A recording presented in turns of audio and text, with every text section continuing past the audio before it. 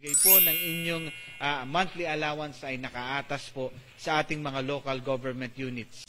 Nakaatas sa mga local government units o LGU ang pagpapatupad ng mga programa sa ilalim ng Expanded Solo Parents Welfare Act.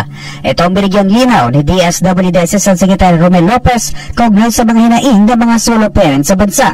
Anya, kailangan pumunta sa mga local social welfare ang mga solo parents para sa mga katanungan kaugnay sa kanilang pagpaparehistro, pagkuha ng mga benepisyo kabilang na ang monthly allowance o anumang mga hinaing.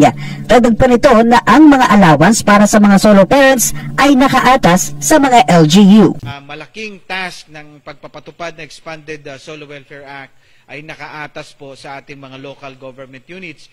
Nagtatakda din po yung Expanded Solo Welfare Act sa lahat ng munisipyo at lungsod sa bansa hanggang probinsya na magkaroon din po ng parang solo parent desk para maasistihan po yung ating mga kababayan. Tayo po pumunta sa Social Welfare Office po para po mag-coordinate kasi yung pagpapalabas po yung pagbibigay po ng inyong monthly allowance ay nakaatas po sa ating mga local government unit. Maraming matatamasang bagong benepisyo ang mga solo parents sa ilalim ng Republic Act 11861 o Expanded Benefits para sa mga solo parents.